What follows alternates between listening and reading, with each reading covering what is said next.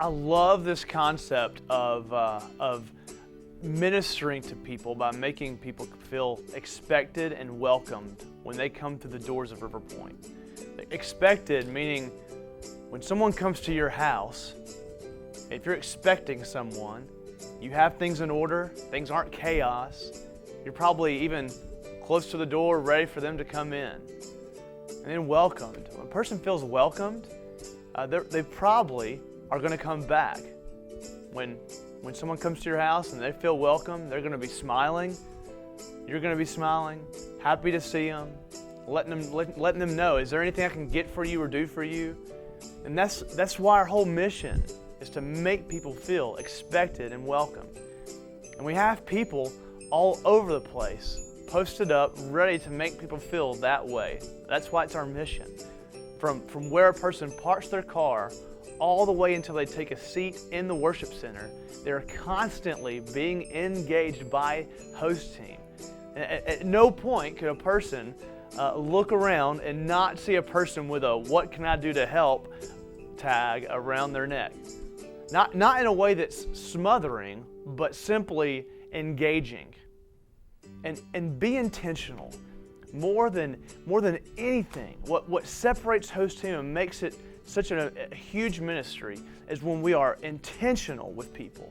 Look for those people who have the "I'm new" look across their face. It is obvious. They'll walk in the door, their eyes are big, they're looking around, where do I go? And we have the chance to come in at that moment and offer some direction. Again, that is helping people to feel expected and welcomed.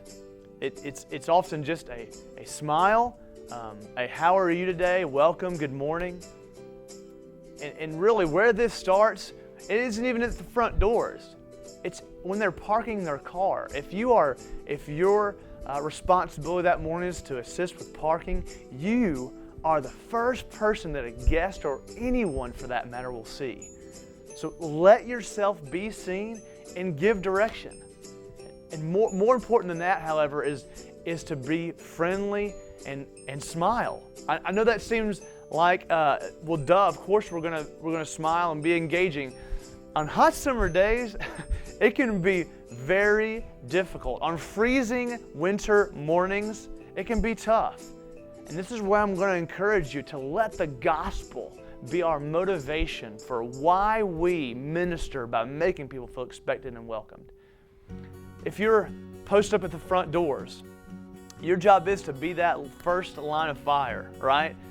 To simply open a door, good morning, hello, not to give them not to overwhelm them, but just an initial good morning for them. So front doors. The next thing we see is in our guest services. When you first walk in the door and look to your left, you'll see a guest services person. A lot of times that person, it's great to be actually in front of that guest services booth, because there you can, again, see people when they walk in the door and have the overwhelming feeling. You can go right to them, and at the guest services point, there is the option to be able to have more of a conversation, be able to offer some direction. Hey, are your kids checking in? Can we get you a cup of coffee? Do you need to know where the restrooms are? Anything like that. You're there to answer any questions and be able to get anything that person needs. And then there's the cafe prep person and the cafe cleanup person. This is a really big deal. This is more of a behind the scenes kind of thing, a behind the scenes kind of role that really often doesn't get recognized a lot. People just come in and get their coffee and don't realize the work that went into all that. But I'm telling you, it's a big deal, because when they come in, part of making someone feel expected is things are in order, they're pristine, and they're ready to go. So it's a really important deal. If that's your job for that morning, you are really helping to set the pace for the morning. And then the folks who are at the worship center doors. You have a ministry news in your hand ready to give people. That's kind of like the front door people, right? They're there to just give a good morning, welcome them in, making them feel like, man, we're so glad you're here. Not in, again, an overwhelming way, but just in a, we're glad you're here sort of way. And one of my favorite jobs on the host team are the floaters. Whether they're in the worship center or out in the foyer, you're just there again to find those people who look new, or maybe they're just sitting in the worship center and no one's talked to them. And you have the opportunity, if you're a floater, to really make someone's morning in terms of their church experience. It's a really big deal.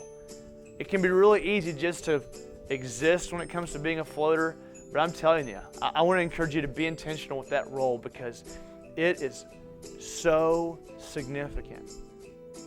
For the person who is simply getting people to serve and taking up the offering recruiting sort of role, it's again a behind-the-scenes thing that no one ever realized how important your job is. Because we really want to help our people understand that worship and the way when we bring the Word every morning, that isn't where our worship service ends. That our giving, bringing our offerings before God, is just as much worship as singing songs and praise to Him. And then there's the what can I do to help tags. When you come in the door and you get ready to serve every morning, grab one of those tags because it shows that you are there to serve people. You're there to help minister, to meet any need that a person needs in that morning. So the tags that every host team member wears.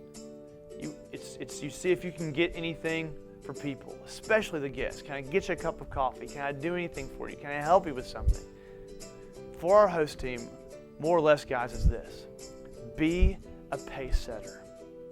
You as a host team, you set the pace for a person's church experience. And so what I hope you feel is a weight of a responsibility to realize that whoever comes and brings the word that morning, preaching, in the same way that they are a minister of the gospel, if you're on a host team, if you look down and have one of those, what can I do to help tags around your neck, you are a minister of the gospel for that morning. So be a pace setter because you could be the one that changes someone's church experience because they will have felt expected and welcomed.